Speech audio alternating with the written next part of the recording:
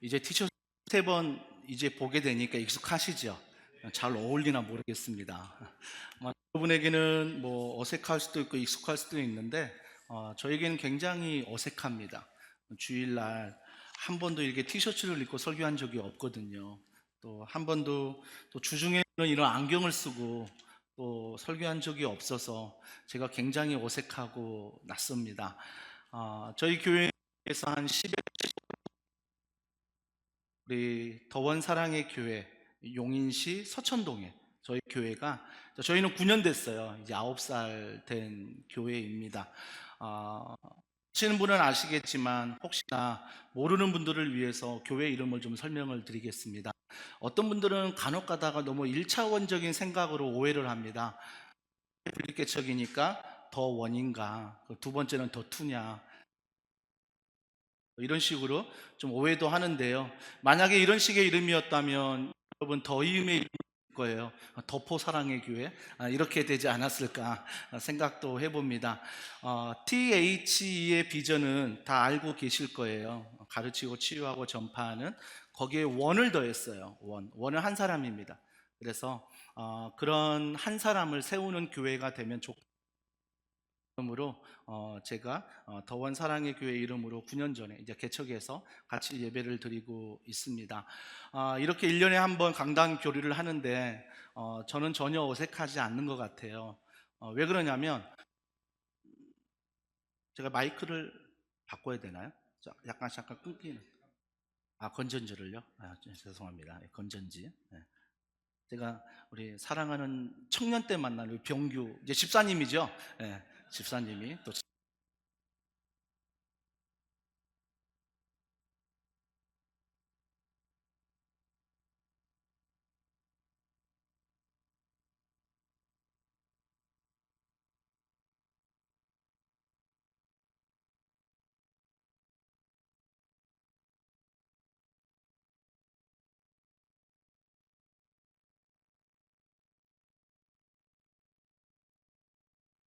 유머로도 하면서 서로가 굉장히 친하게 지냈습니다. 그 이유는 바로 가족이기 때문인 것 같아요. 근데 가족은요, 잠깐 이게 뭐 만나도 친해지는 게 가족이잖아요.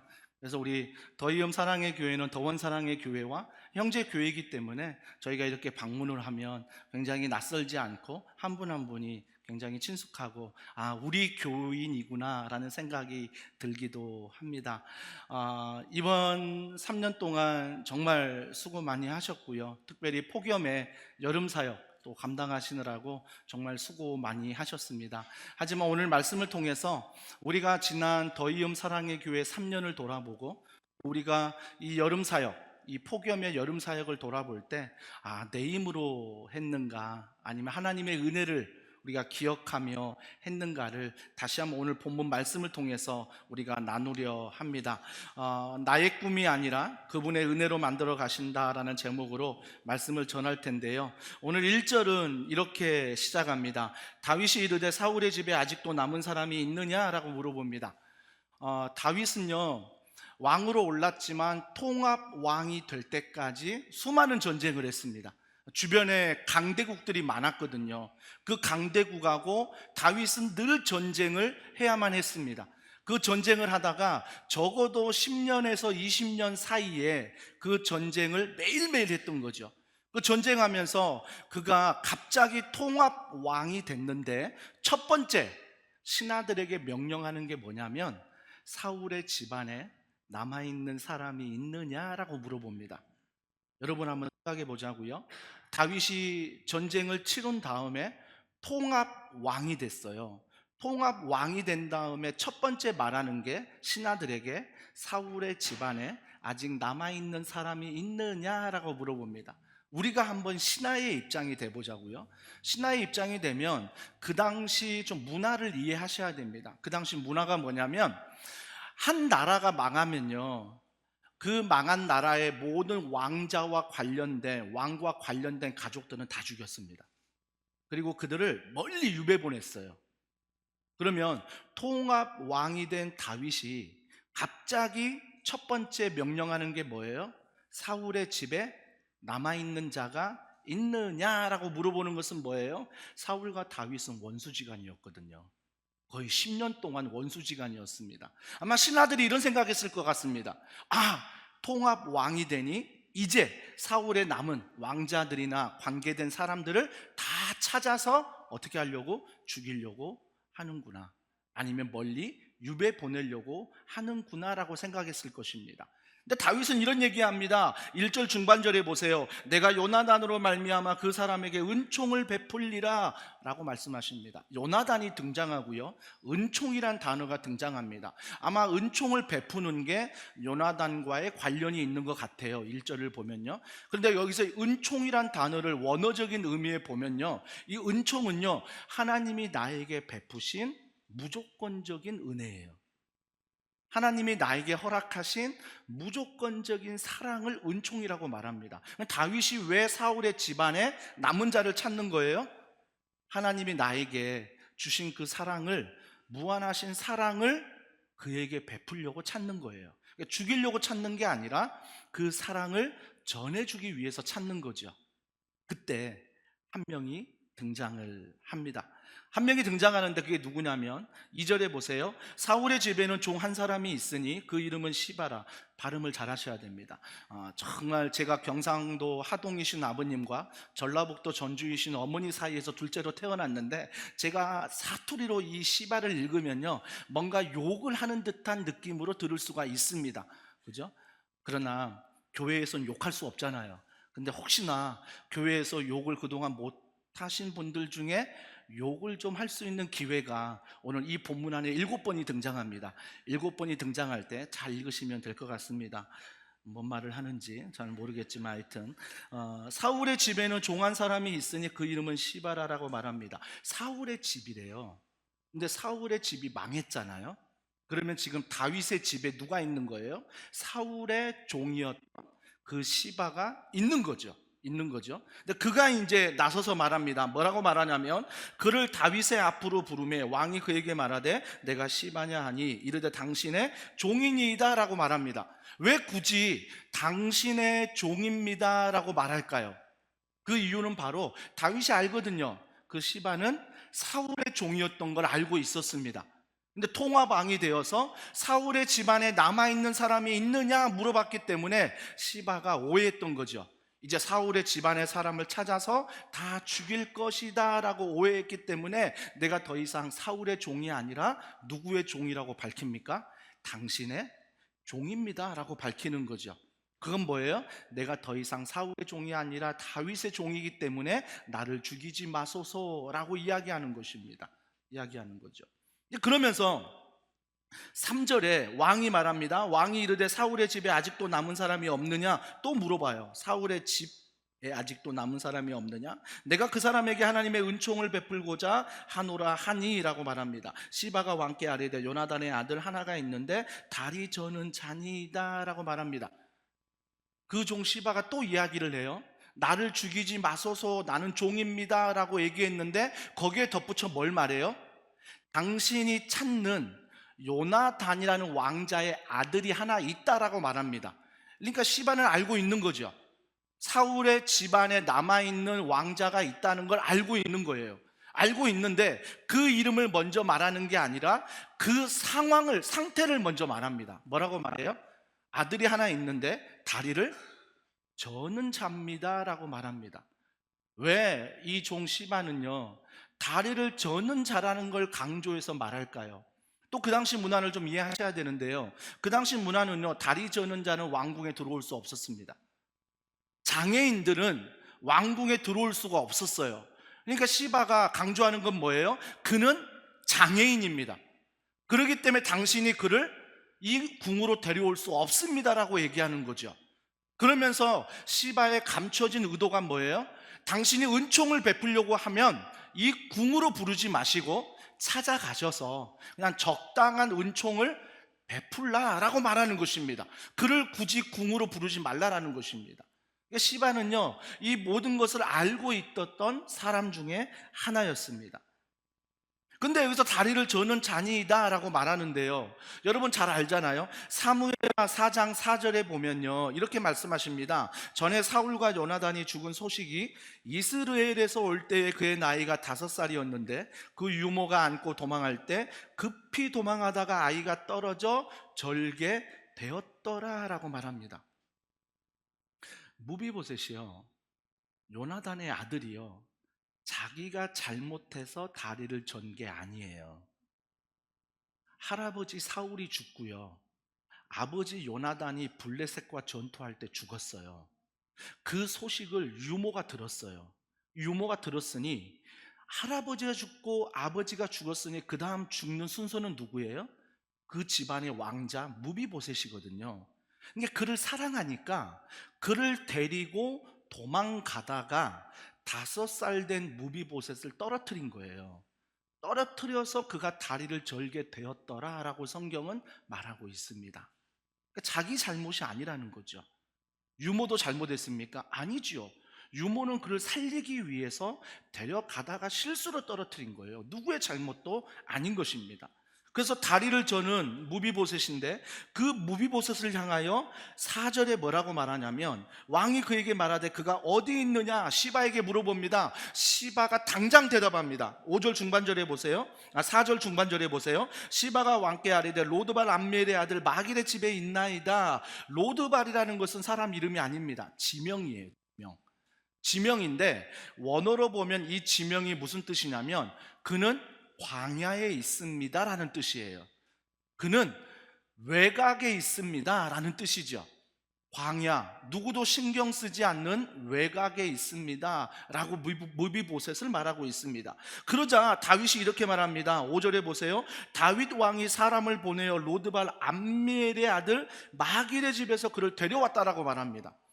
또 한번 상상해 보자고요.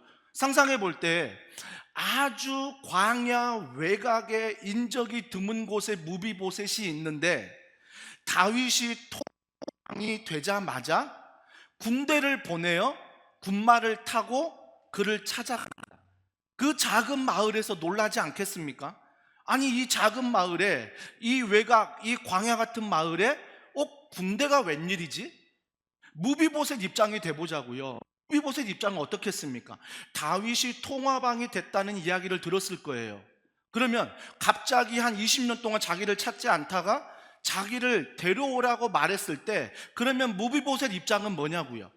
이제 사울의 할아버지 요나단 아버지 내가 그 왕자인데 나를 이제 죽이려고 하는구나 라고 생각했을 거예요. 두려웠습니다. 근데 다윗의 명령이니까 어길 수도 없죠.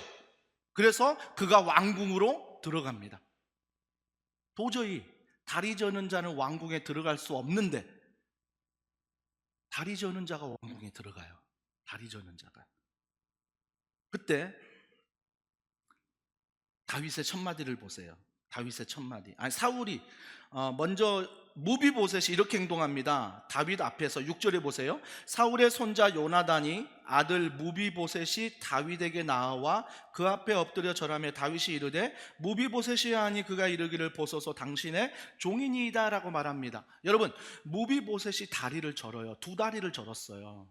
다리를 끌고 다닌다고요. 다리를 끌고 다녀요. 그러면 광야에서 외곽에서 뭐 변변치 않는 직업 가졌을 것 같아요. 그럼 어떤 모습이었을까요? 행색이 굉장히 남루하지 않았을까요? 거지 행색일 것입니다. 또 다투다리를 절기 때문에 얼마나 말랐을까요? 행색이 말이 아니었습니다. 근데 오늘 6절에 보니까 그런 무비보셋을 보는 다윗의 마음이 뭐예요? 요나단처럼 보인다는 것입니다. 여러분, 요나단이 어떤 인물입니까?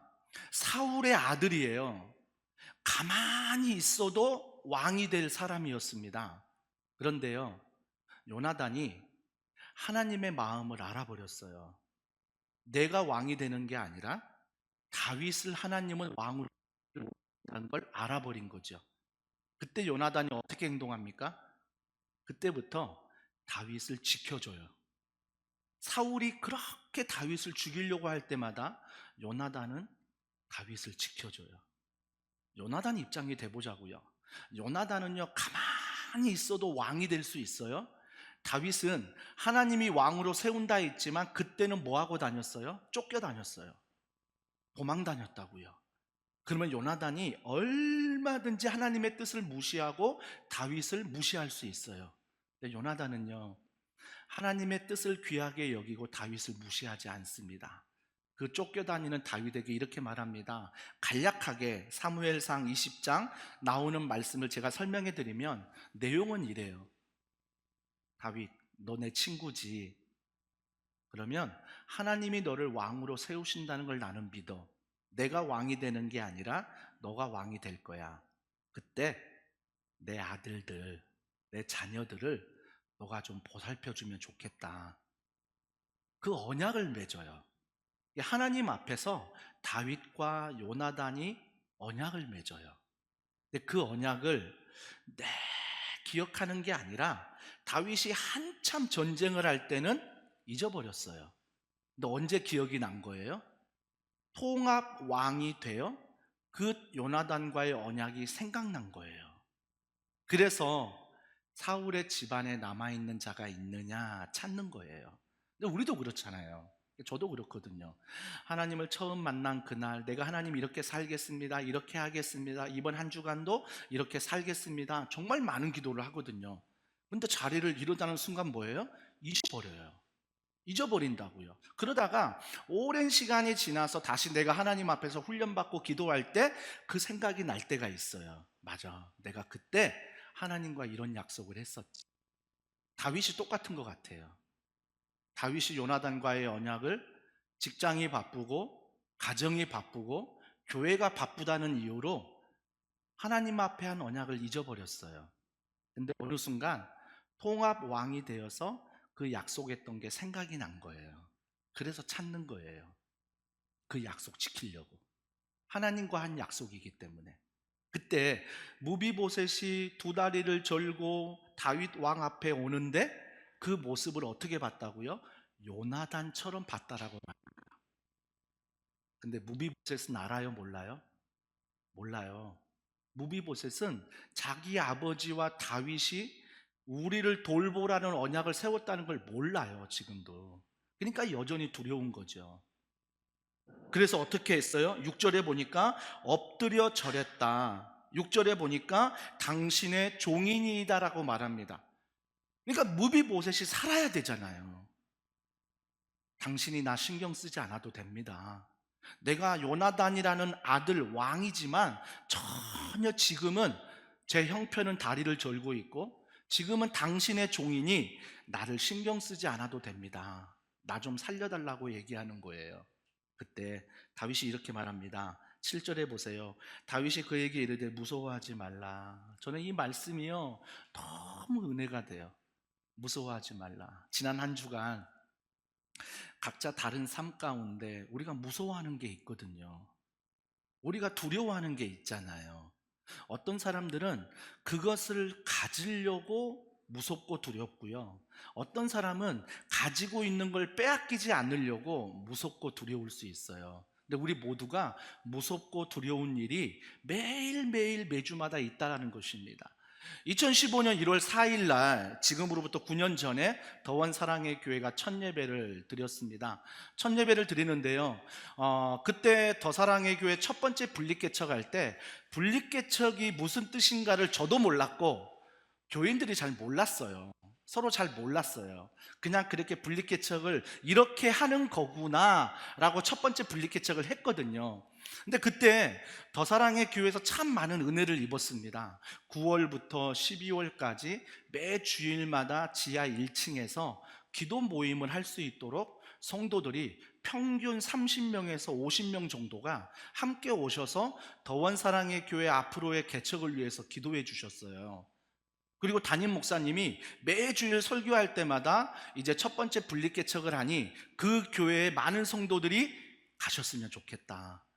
만약에 가시기가 그러시면 1년이라도 헌신을 하시면 좋겠다라고 이야기해서 제 귀에는요 어떤 분이 오신대, 어떤 분이 1년을 헌신했대 라는 소리는 들려요. 근데 그가 누군지 모르겠는 거예요. 개척하는 입장에서 그 사람을 찾아가서 우리 교회 오라고 말할 수도 없는 거고, 또 당신입니까? 라고 얘기할 수도 없는 거잖아요. 그래서 조용히 그냥 기도하면서 그런 분들이 오시겠지라고 생각을 했었습니다. 그러다가 시간을 보낸 다음에 2015년 1월 4일 날 첫 예배를 드려야 되는데 생각보다 한 주 더 일찍 사임을 했어요. 한 주 더 일찍 사임을 하니까 12월 마지막 주가 제가 비어 있는 거예요. 그때 저도 모르는 성도님들이 오셔서, 목사님, 한 주 전에 사임을 하셨는데 그러면 12월 마지막 주일은 목사님은 어디서 예배를 드리세요? 물어보더라고요. 저는 전혀 그런 계획이 없었거든요. 그래도 제가 더원 사랑의 교회가 지금 인테리어나 뭐 물품들은 다 안 가져왔지만 장소는 얻었으니까 저는 그곳에 가서 아마 기도하지 않을까 생각을 합니다 라고 했더니 그분들이 같이 예배를 드리겠다는 거예요. 아니, 그때 개척할 때 잘 아시잖아요. 한 명이 1000명 같습니다. 그래서 그 한 분이 오셔서 함께 예배 드린다니까 당연히 드려야죠. 그래서 제가 원래 생각했던 예배가 아닌 그분이 원하는 예배를 제가 기획을 해서 함께 예배를 드리는데 의자가 없어요. 음향도 없고요. 아무것도 없어요. 그냥 하얗습니다. 이렇게 하얀 상태에서 그냥 돗자리 펴고요. 그때 아름아름 오신 분들과 첫 예배가 아닌 첫 예배를 드리게 된 거예요. 그리고 나서 이제 2015년 1월 4일 날 첫 예배를 드리는데요. 그때 또 두려운 거예요. 제가 무서운 거예요. 의자를 깔았는데 의자를 너무 많이 깐 것 같은 거예요. 이거 채울 수 있을까? 그 생각이 들어서 제가 우리 교육자들에게 그런 얘기했습니다. 마네킹의 가격을 좀 알아봐라. 마네킹 가격 알아봐서 좀 듬성듬성 좀 마네킹을 좀 갖다 두면 제가 설교할 때 성도들이 없어도 힘을 낼 수 있지 않겠느냐. 그러면서 제가 그랬어요. 전신이 비싸면 상반신이라도 사가지고 놓으면 내가 설교할 때 참 힘이 되겠다. 그 정도로 두려운 거예요. 그 정도로 무서운 거예요. 더 사랑의 교회 몇천 명이 모이는 그 안전한 배에서 모든 시스템이 갖춰진 그곳에서 예배를 드리다가 홀홀단신 혼자 그냥 분리개척 한다고 나갔지.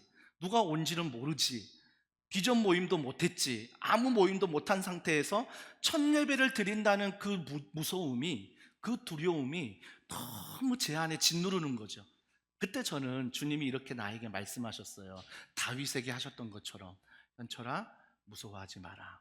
주님은 아시더라고. 제가 무서워하는 걸, 제가 두려워하는 걸 알았어요. 무서워하지 마라. 두려워하지 말라. 근데 여전히 뭐예요? 상황은 변하지 않아요. 무비보셋도 그랬거든요. 다윗이 무서워하지 말라라고 말했지만 여전히 다리는 뭐예요? 절고 있어요. 똑같은 상황이었거든요. 그때 제가 깨달은 게 있어요. 주님이 나에게 찾아와서 무서워하는데 무서워하지 말라라고 말하는 이유는 상황을, 환경을 변화시키는 게 아니라 주님이 저에게 이렇게 말씀하신 거예요. 아들아, 내가 너와 함께한다. 아들아, 내가 너와 동행한다. 이게 너무나 감사한 거예요. 저는 의자를 너무 많이 깔았나? 마네킹이라도 갖다 놔야 되지 않겠나? 이걸로 두려워하는 나에게 주님은, 현철아, 왜 두려워하니? 라고 야단치는 게 아니라 두려워하지 마라, 무서워하지 마라, 내가 너와 함께 한다라고 말씀해 주십니다. 지난 한 주간 얼마나 많이 무서웠습니까? 얼마나 두려운 일이 많아요. 지금도 우리 가정 안에서, 직장 안에서, 자녀들, 부부 사이에, 교회를 보면 너무너무 두려운 일이 많고 무서운 일이 많아요. 사랑하는 성도 여러분, 주님이 우리에게 말씀하십니다. 아들아, 딸아, 무서워하지 마라, 두려워하지 마라. 이 말씀은 뭐라고요? 상황을 변화시키는 것이 아니라 하나님이 너와 동행하신다 라고 말씀하신 것입니다. 저는 더이음 사랑의 교회가 하나님 앞에 이런 은혜를 누리는 교회가 되면 좋겠어요. 때로는 교회가, 때로는 직장이, 때로는 가정이, 때로는 자녀 때문에, 때로는 개인이 두렵고 무서운 일을 만나요. 그때마다 우리가 늘 기억해야 될 것은 주님이 우리에게 말씀하신 내가 너와 함께한다. 내가 너와 함께한다. 근데 주님은 말씀만 하신 게 아니에요. 7절에 보세요. 내가 반드시 내 아버지 요나단으로 말미암아 내게 은총을 베풀리라. 내가 내 할아버지 사울의 모든 밭을 다 내게 도로 주겠고 또 너는 항상 내 상에서 떡을 먹을지니라. 와, 무비보셋이 받을 수 없는 은혜를 지금 누가 베풀어요? 다윗이 베풀고 있습니다. 첫 번째 은혜가 뭐예요? 너의 할아버지 사울의 재산을 다시 너에게 다 줄게. 이것도 감사한데 두 번째 은혜가 뭐예요? 너 이제부터 다윗 왕, 통합 왕이 먹는 그 상에서 함께 먹자는 것입니다. 밥을 함께 먹자는 거예요. 여러분, 왕이 밥을 함께 먹자는 것은 가능한 사람은 가족이에요. 가족은 같이 먹을 수 있어요. 아니면 나라에 정말 대단한 공을 세운 사람, VIP들은 함께 먹을 수 있겠지요. 그런데 오늘 무비보셋 다리 절고 누추하고 저 외곽에서 살던 종입니다. 엎드려 죽을 게 두려워하는 그를 다윗 왕은 앞으로 매일매일 너 나와 함께 밥 먹자라고 말합니다. 여기에서 밥 먹자는 것은요, 교제하자라는 의미예요. 교제하자. 여러분, 저는요 신앙생활 하면서 여러분이 하나님과 좀 교제하면 좋겠어요. 그냥 신앙생활을 하는 게 중요한 게 아니라 나의 신앙생활이 하나님과 교제하는 신앙생활이 돼야 돼요. 여러분, 주보 3면에 여러분 귀한 간증 제가 이제 일부 예배 전에 와서 좀 읽어봤거든요. 어느 한 집사님의 간증입니다. 이미 그분이 오픈하셨기 때문에 누군지는 여기 앉아 계신지 모르겠지만 오픈하셨기 때문에 저도 이제 언급을 합니다. 그분이 술 문제로 이렇게 꿈을 꾸고 또 어려운 일을 당하면서 그런 정말 힘든 고난의 길을 걸었잖아요. 근데 그 마지막에 뭐라고 고백하냐면 마지막에 이분이 쓴 간증을 보세요. 저에게 생명 주신 주님께 감사와 찬양을 올려드립니다라고 말합니다. 여러분, 이 모든 상황에 누구와 연결되는 거예요? 하나님과 연결되는 거예요. 하나님과 교제가 되는 거예요. 이게 바로 관계예요, 관계. 근데 우리는요, 때로는 신앙생활 하면서 여름 사역을 하는데 여름 사역에 정말 우리가 수고했는데 그 수고가 하나님의 영광이 아니라 나의 영광이 된다면 과연 그 여름 사역이 하나님과 관계가 있을까? 우리가 오늘 찬양하고 말씀을 듣고 예배를 드리는데 오늘 예배 드림이 그냥 앉아있는 그 시간이라면 하나님과 아무런 관계가 없는 거예요. 하지만 내가 앉아서 하나님의 말씀을 듣고 그 말씀을 가지고 또 한 주간을 살아가려고 몸부림친다면 그건 하나님과 관계가 있는 거죠. 사랑하는 성도 여러분, 그래서요 다윗은 무비보셋이 초라하지만 왕의 상에서 먹자는 것은 나와 교제하자는 거예요. 저는요 이 무비보셋의 입장을 100%는 아니지만 참 많이 이해를 해요. 청소년 시절에 좀 많이 방황하면서 정말 하나님 보시기에 죄인처럼 살았거든요. 그런데 그 주님이 저를 만나 주시고 그 주님이 나를 인도해 주셔서 이 자리까지 불러주신 걸 저는 잊지 않아요. 그래서 저는요 한 번도 지난 9년 동안 성도들에게 큰 소리를 치지 않아요. 성도들에게 이것을 하셔야 됩니다라고 멱살 잡고 끌고 가지 않아요. 강요하지 않아요. 왜요? 제가 정말 연약할 때 하나님이 만나 주신 그 은혜가 있거든요. 그래서 저도 더원 사랑의 교회 모든 성도들 안에 그 하나님을 만나길 기도하고 기다리고 원하는 거죠. 왜요? 제가 죄인 되었을 때 하나님이 나를 만나 주신 사랑을 잊어버리면요 매일매일 판단만 해요. 매일매일 정죄만 해요. 매일매일 그것도 못하냐고 화만 내요. 왜? 내게 베푸신 은혜를 잊어버리면 그래요. 사랑하는 성도 여러분, 그래서 우리가요 하나님이 정말 내가 무비보셋과 같은 모습이었는데 그런 나를 왕궁에 불러주시고 그런 나를 왕의 상에서 먹게 하시는 그 하나님의 은혜, 하나님을 나를 자녀라고 말씀하시잖아요. 자녀라고. 그 은혜 생각하면요 정말 너무너무 감사한 거죠. 근데 그 은혜를 생각하는데 오늘 그 은혜를 생각할 때 이 정도 얘기했으면 제가 무비보셋이라면 이렇게 얘기했을 것 같아요. 드디어 당신이 나를 알아보셨군요. 내가 당연히 요나단의 아들 왕자로서 그 상에 먹을 자격이 있습니다. 저는 교만했을 것 같아요. 근데 무비보셋은 그렇지 않아요. 8절에 보세요. 그가 또 절합니다. 또 절하여 이르되 이 종이 무엇이기에 왕께서 죽은 개 같은 나를 돌아보시나이까. 아니, 사울의 할아버지의 재산을 다시 주고 왕의 상에서 같이 먹자라고 교제하라고 얘기했는데 갑자기 무비보셋은 또 절합니다. 그리고 개 같은 내 인생이라고 말해요. 여러분, 무비보셋이 거짓말하는 거 아니에요. 무비보셋의 인생은 정말 개 같았거든요. 다리도 절었지요. 외곽에 살았지요. 어느 누구 하나 장애인을 취업의 자리로 부르지 않았을 것 같아요. 그러면서 도시에 정말 들어가고 싶어도 들어가지 못하는 조건 때문에 정말 개 같은 인생을 살았어요. 무비보셋이 거짓말한 거 아니에요. 정말 개 같은 인생을 살았다는 건 무비보셋의 진심입니다. 근데 우리는 어떠냐고요? 우리는 어떻습니까? 정말 한 주간을 살았는데, 도시에서 살고 있는데 여전히 무슨 일을 당했을 때 나 혼자 광야에 있는 것 같아요. 나 혼자 많은 사람들이 오고 가는데 아무도 관심 가져주지 않고 혼자 있는 것 같아요. 그게 두렵고 그게 무섭고 너무나 어려운 시간. 그래서 내 인생을 돌아보면 하나님을 믿는 자녀라고 말하지만 무비보셋처럼 개 같은 인생이 있습니다 라고 고백할 수밖에 없는 우리의 한 주간의 모습이죠. 그런데요, 그런 그의 고백 가운데 다윗이 이렇게 말합니다. 9절에 보세요. 왕이 사울의 시종 시바를 불러 그에게 이르되 사울과 그의 온 집에 속한 것은 내게 다 내 주인의 아들에게 주었노니, 야, 종 잘 들어라. 내가 사울의 모든 재산을 무비보셋에게 주었다. 왜? 요나단 그의 아버지와 내가 하나님 앞에서 약속했기 때문에 다 주었다라고 말합니다. 그 다음이 중요해요. 10절에 보세요. 너와 내 아들들과 내 종들은 그를 위하여 땅을 갈고 거두어 라고 말합니다. 아니, 상식적으로 이해가 안 되는 본문이에요.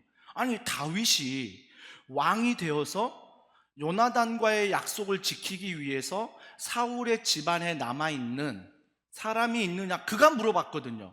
그가 찾았거든요. 그가 데리고 왔거든요. 그러면 상식적으로 생각해 보자고요. 사울의 재산을 주는 것, 앞으로 보살피는 거 누가 해야 돼요? 다윗이 해야 되는 게 맞아요. 왜? 본인이 찾았으니까. 자기가 은총을 베푼다고 약속까지 했잖아요. 자기가 해야 되는데 오늘 10절에 보니까 누가 하라고 말해요? 시바, 네가 해라. 네가 사울의 재산 모두 그쪽으로 줬으니 너도 너의 재산 모두 주고, 심지어 뭐라고 말해요? 무비보셋의 종이 되라고 말합니다. 네가 하라는 거예요. 네가. 왜 그랬을까? 다윗이 책임져야 되는 거 아닐까? 왜 시바에게 이런 얘기를 했을까? 자, 10절에 그 이유가 나옵니다. 10절 하반절에 보세요. 그러나 내 주인의 아들 무비보셋은 항상 내 상에서 떡을 먹으리라 하니라. 시바는 아들이 15명이요 종이 20명이라. 이게 답이에요. 아들이 15명이고요 종이 20명이에요 그때 당시에 아들 15명을 두려면요 적어도 첩이요 3명에서 4명이 돼야 돼요. 그 당시 결혼 한번 하잖아요. 결혼 한번 하면 신랑이 엄청난 지참금을 내야 돼요. 근데 이 시바는 결혼을 3-4번 한 거예요. 그러니까 엄청난 재산을 갖고 있었던 거죠. 종이 몇 명이라고요? 20명이라고 말합니다. 그러면 생각해 보자고요. 사울의 종이었어요. 사울이 죽어서 그 집안은 망했거든요. 망해도 그 재산은 무비보셋에게 가야 되는데 무비보셋은 재산이 하나도 없거든요. 근데 사울의 종이었던 시바는 그 모든 재산을 자기가 가지고 있는 거죠. 어떻게 한 거예요? 사울의 모든 재산을 무비보셋에게 주는 게 아니라 자기가 다 가져간 거예요. 그걸 누가 알았어요? 다윗이 알았어요. 한 나라의 왕이 뒷조사하면 모를까요? 뒷조사해 보니까 당연히 무비보셋이 가져가야 될 재산을 네가 다 가져갔잖아 라고 말하는 것입니다. 다윗을 속일 수가 없는 거죠. 그래서 시바가 뭐라고 말해요? 그렇게 하겠습니다. 왜? 안 죽으려고. 안 하겠다고 하면 다윗이 다 뒷조사에 있는데 죽여버리거든요. 그러니까 안 죽으려고 내가 무비보셋에게 재산을 다 주고 앞으로 무비보셋의 종이 되어 살아가겠습니다 라고 말하고 있습니다. 여러분 이해되세요? 이런 역전의 드라마가 무비보셋이 알고 있었을까요? 아니요. 요나단이 알고 있었을까요? 다윗이 알고 있었을까요? 그걸 알고 미리 서로 하나님 앞에서 언약을 했을까요? 전혀 알지 못했지요. 하지만 다윗이 요나단을, 요나단이 다윗이 서로 언약을 할 수 있는 이유는 서로가 사랑을 했지만 하나님이 다윗을 왕으로 세우신다는 그 믿음 안에서 하나님 앞에서 한 거예요. 그러면 이 약속을 지키시고 이 약속을 기억나게 하시고 이 약속을 역전 드라마처럼 바꾸시는 분이 누구세요? 하나님이세요. 우린 때로는요, 한 주간을 살아왔지만 한 주간을 살아오면서 내가 무비보셋처럼 다리를 절고 있고 내가 광야에 사는 것처럼 느껴지고 세상이 나를 떨어뜨려요. 무비보셋이 원해서 떨어진 거 아니에요. 세상도 마찬가지예요. 세상에서 한 주간을 살아가는데 내가 원해서 떨어지는 사람 한 사람도 없어요.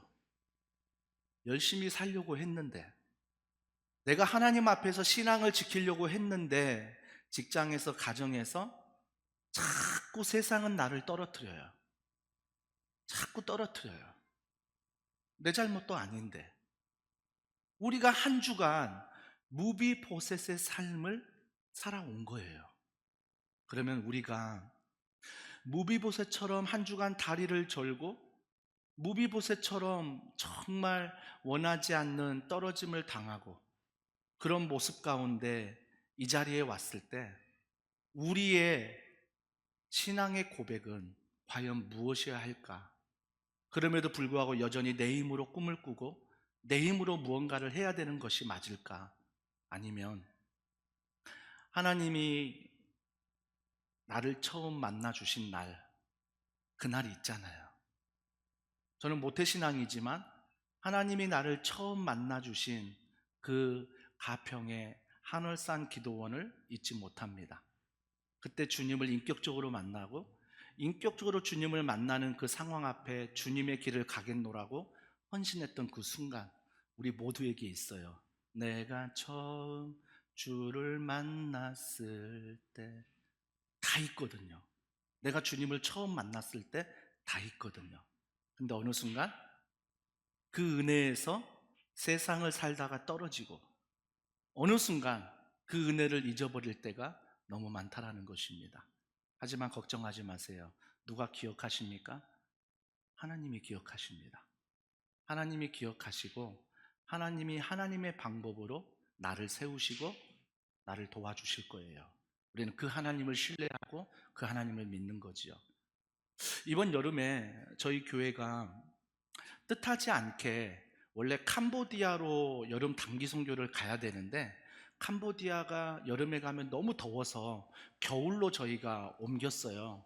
겨울로 옮기면서 그러면 장년들이 어떤 사역을 해야 될까 서로 고민하면서 기도하는 중에 갑자기 방향이 어디로 갔냐면 국내 선교를 한번 해보자라는 방향으로 갑자기 갔어요. 갑자기 가다가 개인적인 저 담임 목사가 하는 생각은 뭐냐면 아직 우리 교회가 국내 선교할 사이즈가 아닌데 아직 우리 교회가 외부로 사역을 하는 게 아니라 내부로 뭔가 자꾸 다져가야 될 시간인데 저는 그 생각을 하고 있었거든요. 그런데 하나님은 기가 막히게 성도들에게 그런 마음을 주시고 이번 여름에 도시 1년 개척한 지 1년 된 교회를 소개받아서 그 교회와 함께 동역하게 하셨어요. 부천에 있는 유한대학교 안에서 한 교회 건물이 있는데 6개 교회가 공유해서 사용해요. 2시간씩. 2시간씩 사용하는데 1년이 됐는데 아직 성도수가 20명이 안 돼요. 자기들의 기도의 제목이 50명이 되는 게 기도 제목이래요. 그런데 더원사랑의 교회를 만나게 되고 더원사랑의 교회 강단 교류하고 저희 교회 성도 100여 명이 가서 함께 예배드렸거든요. 함께 예배를 드리는데 그때 그 목사님이 그 시간이 지난 다음에 저희 교회 여름 성경학교에 아이들 보내면서 그런 간증을 하더라고요. 목사님, 이번 도시 선교를 통해서 우리가 함께 예배 강단 교류를 했는데 성도들이 와서 함께 예배를 드렸는데 우리 덕평강 교회에 꿈이 생겼다는 거예요. 우리 교회에도 다 들어올 수 있구나. 우리 교회도 이렇게 예배를 드릴 수 있구나.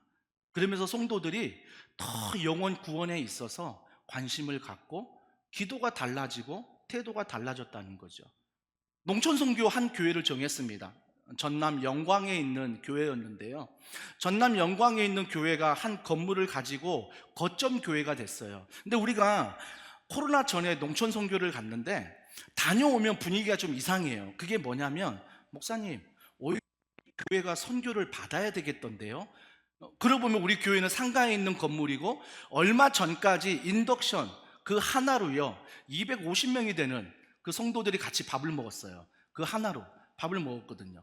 그러니까 성도들이 국내 선교를 다녀오면 오히려 우리 교회가 국내 선교를 받아야지 오히려 우리가 나가서 국내 선교할 때가 아니라고 웃으면서 얘기하는 분들이 계셨어요. 그러니까 이번에도 영광에 갔는데 정말 제가 하루 내려갔다 왔는데 뭐 건물 있고요, 부서마다 건물이 있고 담임 목사님 목양실이요 저희 부서실만 해요.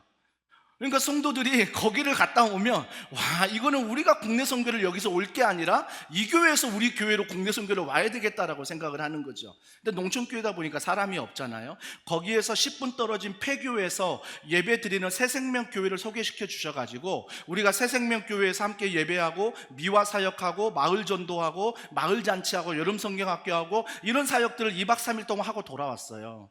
선교도면 67명의 아이들과 함께 갔는데 그들이 그곳에 있으면서 저녁에 집회를 하는데 어떤 은혜가 있었냐면 갑자기 전도사님이 말씀을 전한 다음에 담임 목사님과 사모님을 위해서 기도해 주자는 거예요. 그래서 저희를 앞으로 초대하고 담임 목사는 남자분들이, 사모는 여자분들이 같이 서가지고 아이들과 함께 저희의 어깨에 손을 올리고 기도해 주는 거죠.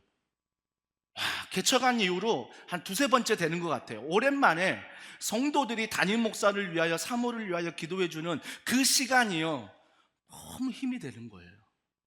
눈물이 났어요. 성도들도요 그런 기도하면서 그동안 내가 목사님을 위해서 기도했지만 더 간절해지는 것, 내가 그동안 사모님을 위해서 기도해 더 간절해지는 시간이 그 시간이었어요. 눈물바다가 된 거죠. 은혜의 바다가 된 거죠. 사랑하는 성도 여러분, 더이님 사랑의 교회가 사랑하는 담임 목사님을 위해서 기도하는 교회가 되기를 원합니다. 사랑하는 사모님을 위해서 기도하는 교회가 되기를 원합니다. 아멘이 없어도 집에 가서 다 기도할 줄 믿습니다. 이제 우리 교회도 뭐 아멘이 없거든요. 그래서 아멘의 타이밍을 제가 너무 말을 빨리 하기 때문에 안 준다라고 핑계는 되는데 저는 아멘이 없어도 집에 가서 이분들은 아멘하고 반드시 할 거라고 믿기 때문에. 근데 더드림 사랑의 교회 갔더니 그 교회는 막 뭐 아무것도 아닌데 아멘하는 거예요. 오히려 저는 그게 더 어색하고 힘든 거예요. 아멘 안 하면 좋겠는데 왜 이 말만 하면 아멘 아멘 그러지? 그래서 제가 이상훈 목사님이 저희 교회 와서 설교하고 제가 더드림에 가서 설교할 때 제가 이상훈 목사님에서 기도해 달라고 그랬어요. 이상훈 목사님은 더드림에서 아멘 아멘 하는 교회에서 늘 있다가 우리 교회 가서 설교하는데 우리 교회는 다 째려보거든요.